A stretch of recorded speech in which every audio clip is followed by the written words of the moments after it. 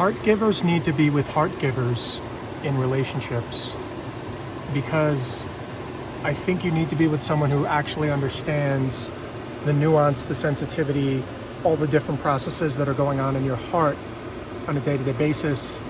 It's like if I treat my heart as a precious baby, as if it's a precious baby, I would need to be with someone who treats their own heart as if it's a precious baby, and then in turn treats their loved one's heart as a precious baby. So I experience just generally a lot of empathic burnout in the world, just not even talking about relationship, because I feel like a lot of people are takers. They do not understand the concept of drawing from source, drawing from their own heart, and sort of pulsing out the energy like a lighthouse. So they're coming from a sort of grabby, greedy, lack mentality, and they don't really know any better, but it's draining just being in the world, because the level of entitlement, rudeness, just meanness and coldness in the world, where people do not perceive nuance, they do not perceive when you are hurt. It just gets exhausting, like feeling invisible in the world and feeling kind of lost and alone, and like no one's on your frequency. And I usually need a day or two of the week to be completely alone to recharge, and it's hard because when you're sensitive, you basically just want to break from all of it. Like you just feel everything and everyone, their thoughts, their emotions so intensely that you just need a break. And I think for those kind of souls, like sensitive, open-hearted, you're just yearning for that person, or even those people in friendships that don't drain you, because most of the world does drain you, because they're not tuned into their hearts. They're not, I think like an open-hearted person is just generally, when they interact with anyone, with a stranger, they're giving energy because their heart is open. They're saying, my heart is open to you. And most people don't operate like that. They're not even conscious. They have hardened hearts or dull hearts, where they're all in this judgy ego thinking thing, where they're not really in the interaction saying, hey, look, my heart's open to you. I'm now holding this space for you, and you're an aspect of God, and I'm holding a love, So people that give from their heart just as their regular resting baseline state of existence need people that are also giving from their heart. And it can get disheartening and disorienting, because you just feel like there's not that many people that understand this consciousness, like people that care about something, that basically feel the pain of the world on a regular basis. Yes, there's militant positivity. There's kind of like this positivity training that we see rammed down our throats, in books and media and self-help. But there's still an element that is basically empathy and feeling the suffering of the world just 24/7, 365. It gets exhausting. It gets like, I feel like I'm barely hanging on by a thread sometimes, and I'm just suffering internally and feeling unsupported, because I feel like people are not, they're either watching you or competing with you, or just like having that mentality that is lacking soul, that is lacking substance, and it's so draining and exhausting.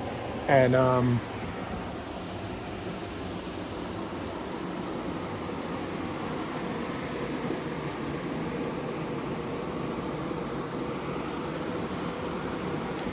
I think,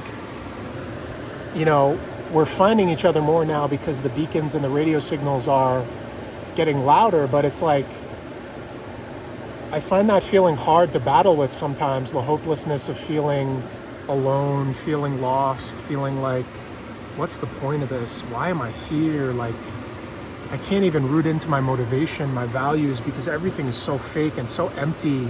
And I think you do have to stay steadfast in the search for that person and that counterpart, and being open to meet good people. But it's all just so draining, and when you realize, it's like, a lot of times you'd rather be alone. You'd rather keep yourself company, because when you're alone, you're not really like, I'm here in nature and it's so beautiful here, like jumping in the water. You're not really alone. You're not really, it's nature, it's your higher self, it's God. It's like, but you often feel like your energy is the most nourishing thing, like your own, you want to just hang out with yourself. It's as if you're two people. Like being with yourself replenishes you. And that muscle of caring and having an open heart and like dragging that weight around gets exhausting, especially when you feel like you're not receiving it back. You're not receiving genuine care back from people around you. And it's just weird times. It just feels very zombie-ish. And it's sad because you're like grieving an old world that no longer exists. Like that world literally does not exist anymore. And the old world, like that shallow world where you wish you could be like easily amused, you know, as Kurt Cobain sang in the song, like, I wish I was like you, easily amused. But there's just no going back. Like you can feel the weight of this whole world collapsing, the fakeness, and people that are stuck in that old world, it feels like it's billions and billions of light years away, like galaxies away. Because you're getting closer to God and you're getting closer to your heart and you're getting more acquainted, more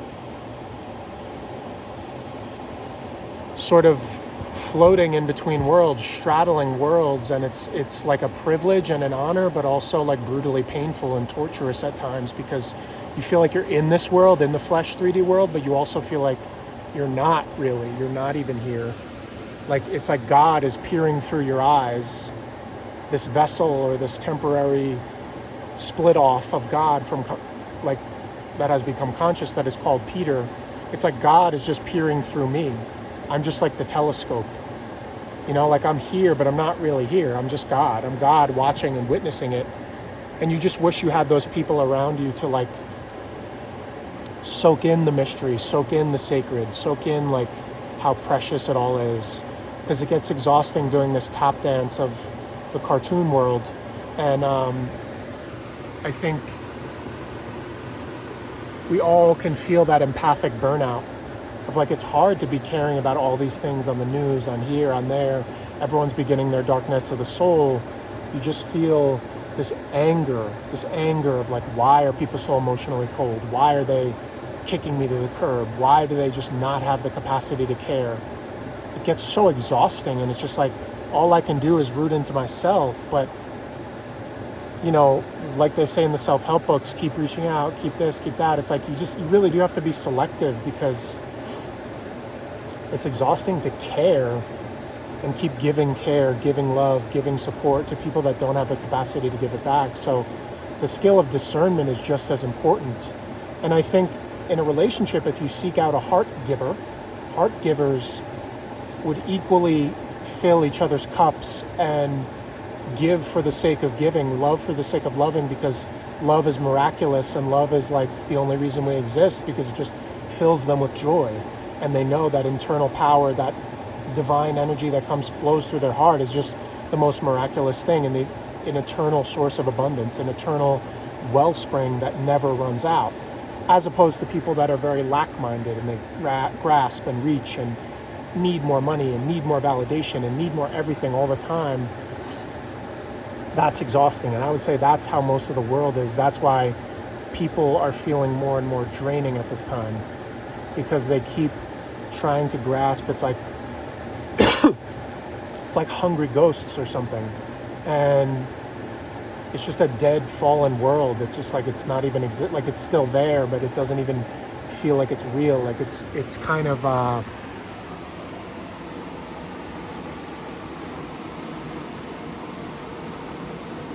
just silly, just very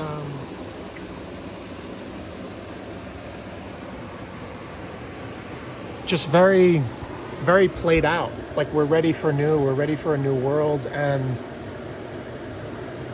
I have faith that those heart givers are out there, but the fakeness and the charade just doesn't work on me anymore. It's just like, I'm sick of giving my love to things that can't give it back, you know? I just want to be with, like, I want to see the sacred. I want to be in environments of the sacred. I want to commune with God. But communing with God and getting closer to God means you have to get further away from people. As much as you love them, it's like you have to realize they're not really coming with you. You come in alone and you leave alone to this world, you know? You leave our bodies alone, and you just want to start prioritizing. As I start to think about a potential, like in the future, wife, kids, etc., you just want to really prioritize like real love, like real meaning, because the things you chase in the world, like ultimately, what do they really mean? You know, achievements or recognition, like what does it really mean if you don't have those people, those close people, wife, children, family that truly care about you, that truly value you and truly see you as a miracle and a gift, and you can be of service and love them every day and contribute to the world. But that exhaustion is really just setting in, and I wish I had a better answer for it. I just like, it's hard for me because I feel so isolated at times, because I have to just like shut out the whole world for like a day or two in the week and be like, I need to like get the oxygen mask on myself. I just feel like I'm getting crushed by the weight of the world, or difficult interactions, or people that are just dismissive or cold, or acquaintances or friends or new friends, or anything in the world that is just so like, I hate being treated like expendable. I hate being treated like an object. And I know people that treat themselves like an object can really only treat you like an object. That's just kind of how it works. If they don't see the sacred, if they see you as expendable, as like,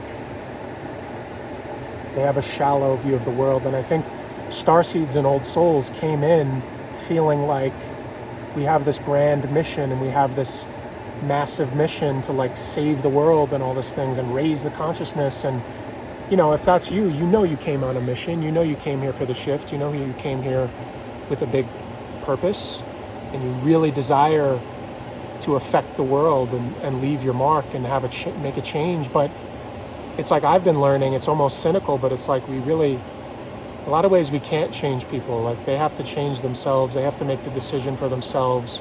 We're not here to save them. We're here to have an experience. We can open a door for them. We can show them if they're ready to hear, but we can't ram it down their throats. You can't teach anyone anything if they don't want to change, if they don't want the growth, they don't want the tools, they don't want the healing. So that's why the healing path can be so lonely. Like, it can be so just really exhausting, really like take you to the ends of the earth, where you feel like, man, what's the point of all this? I feel like I'm cultivating love in my heart, but I'm not getting anything back. I'm not feeling loved. I'm not feeling appreciated. And I feel like a lot of people, they say, I love you. They say, I care about you. I appreciate you. But do you really? Because how could you love me, appreciate me, care about you if you don't even love and appreciate yourself? Like, if you don't do the inner work to become a better person, to become a better impact on this world, because you're just a living, breathing, everything you say and do and your thoughts and emotions impacts the world around you. So like, if you're not working on yourself, if you're not trying to be better, if you're not supporting me in my mission to do my shadow work and look at the ugly stuff and like go out on the hero's journey, be challenged, take creative risks, if you just like try to sow doubt in me and try to like make me doubt myself and make passive aggressive or sarcastic comments or like gossip in the peanut gallery with the clique or whatever, that's not supporting me. Then you don't really love me. You're lying to me, because you don't even love yourself. If you can't even face yourself or be honest with yourself, then you can't even really be honest with me. So why even call it love? You know, it's just conforming. It's just trying to beat me down into your version of what you think love is, you know?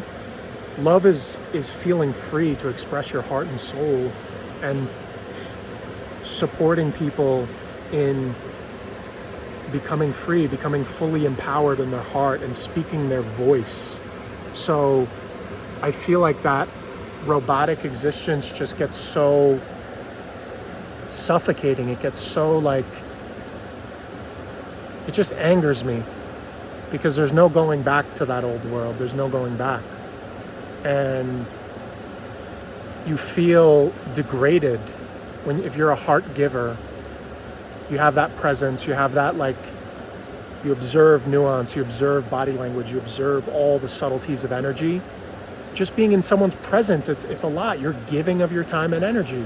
But a lot of people, unconscious people, they don't even get it. They're just like, oh, you're just here. Like, they don't register it. They don't appreciate you being there. So I would say it's like, we have to root into this faith of, like, just cultivating that wealth inside our hearts every day and giving it to God, and then hopefully find a relationship where the person just really values you and sees the value and the love in you every single moment and sees it as a miracle. And then you guys will multiply and amplify the love and amplify, if you have children, if you go out in the world and do work together, if you're on a mission together, whatever, if your purposes are aligned. I think we really just have to have faith, because there's no other option, that we're going to keep finding our people, because the world can feel very ugly. The world can feel very unconscious and hopeless and just nasty out there. So make sure you're just finding those things to realize, like, hey, if you feel like no one cares about you in the world, if you feel like people are mean and nasty and you're invisible, they can't even hear you and they just brush you off and they're cold, get into nature, go work out, lift weights, like, just walk and walk and walk and exhaust yourself and contemplate, get off the phone for a while, get off the technology and just tune in to be like, hey, God, can you help me out with this? Like, hey, like, eternal energy, life force, my heart, let me talk to you. Let me talk to my inner child. Let me find ways to nurture you. How can I better support you? Peter, how can I better support you internally? How can I be there for you and love you, even if I feel like the people around me are not loving me and are not supporting me in the ways that I need? It takes so much courage to be on this path. It really does. So just don't ever forget that. Don't ever forget the inner work makes ripple. The inner work that you do, that you're doing, if you're watching this, on your heart, it makes such a profound impact on the world and the collective consciousness. And I feel it. I feel it when I sit alone and I'm quiet. That's us leading the charge. That's us taking a stand against the world that feels so dark and hopeless and just spiraling like this quicksand of muck and mud and crap. So we just have faith every day.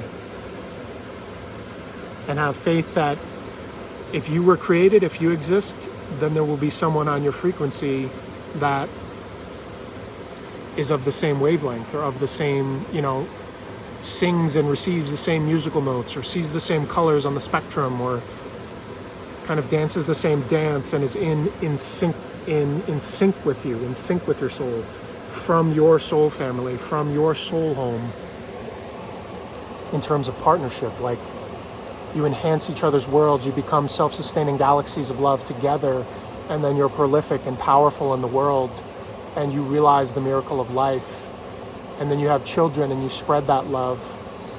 So it's really a lot about discernment lately, discerning who and what is for you, what is worth your time and energy. You're powerful, you are loving, you have many skills and gifts and talents. It's not meant for just anyone. We have to learn the skill of discernment. Because when you meet that person or those people that really see you and really appreciate you, you'll be like, wow, I'm giving so much and this is so rewarding and it's giving right back to me because this person is a heart giver just like me. They love, they have pure intentions, they have an open heart, they can hold space, they genuinely care about humans, they care about your sadness. They're not in this robotic, dehumanized existence. They're still fighting back, they're still feeling the pain of the world. They're still being of service. So we all can just step forward every day and be like, hey, let's just root into our mission every day, because what else are we going to do? No, I'm not going to succumb to these negative thoughts. I'm not going to succumb to the depression. Yeah, okay, Pete, if you need to spend a day or two alone, recharge, had some bad interactions, some mean people, some people that didn't see you, were judging, gossiping, whatever they were trying to put their lack on me. No, I'm going to take a day or two to recharge. It hurts in my heart. It hurts because I'm not like metal. I'm not Teflon. I'm not just some robot. My heart feels things. But I'm going to go back to the drawing board. I'm going to see how I can better allot my energy and better dedicate my energy to certain friends or certain people or what I'm doing throughout the day. And I'm going to get better. And I'm going to code every piece of anger, every piece of sadness. I'm hereby, from now forward, I'm coding those energies. I'm coding, affirming, and commanding that they will be used for my higher expansion. They will be used for my fortification into my greatness, into deeper power, into deeper purpose, deeper love, and deeper appreciation for God, and a feeling of vitality and remembrance of returning to my body. So from here